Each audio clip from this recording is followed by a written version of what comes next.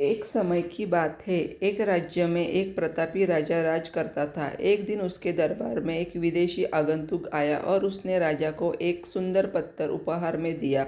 राजा वह पत्थर देख बहुत प्रसन्न हुआ। उसने उस पत्थर से भगवान विष्णु की प्रतिमा का निर्माण कर उसे राज्य के मंदिर में स्थापित करने का निर्णय लिया और प्रतिमा निर्माण का कार्य राज्य के महामंत्री को सौंप दिया। महामंत्री गांव के सर्वश्रेष्ठ मूर्तिकार के पास गया और उसे वह पत्थर देते हुए बोला, महाराज, मंदिर में भगवान विष्णु की प्रतिमा स्थापित करना चाहते हैं।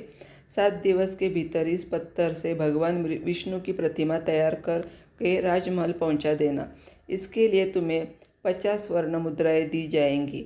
50 स्वर्ण मुद्राएं की बात सुनकर मूर्तिकार खुश हो गया और महामंत्री के जाने के उपरांत प्रतिमा का निर्माण कार्य प्रारंभ करने के उद्देश्य से अपने औजार निकाल लिए। अपने औजारों में से उसने एक हथौड़ा लिया और पत्थर तोड़ने के लिए उस पर हथौड़े से वार करने लगा, किंतु पत्थर जस का तस रहा।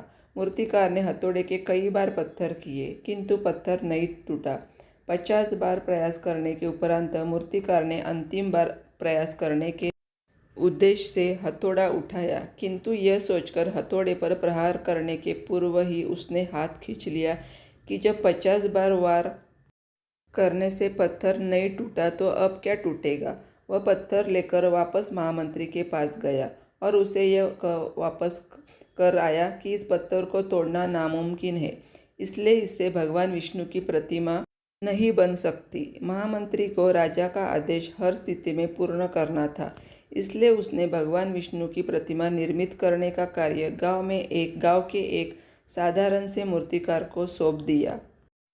पत्थर लेकर मूर्तिकार ने महामंत्री के सामने ही उस पर हथौड़े से प्रहार किया और वह पत्थर एक बार में ही टूट गया।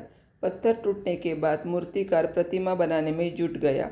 इधर महामंत्री सोचने लगा कि काश पहले मूर्तिकार ने एक अंतिम प्रयास और किया होता तो सफल हो गया होता और 50 स्वर्ण मुद्राएं का हकदार बनता। इस कहानी से यह सीख मिलती है कि हम भी अपने जीवन में ऐसी परिस्थितियों से दो चार होते रहते हैं। कई बार किसी कार्य को करने के पूर्व या किसी समस्या के सामने आने पर उसका निराकरण करने के पूर्व ही हमारा आत्मविश्वास डगमगा जाता है और हम प्रयास किए बिना ही हार मान लेते हैं।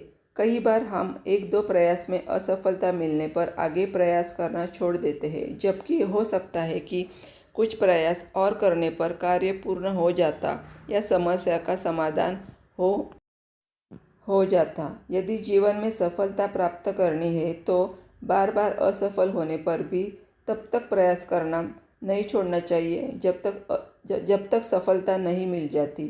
क्या पता जिस प्रयास को करने के पूर्व हम हाथ खींच ले वही हमारा अंतिम प्रयास हो और उसमें हमें कामयाबी प्राप्त हो जाए।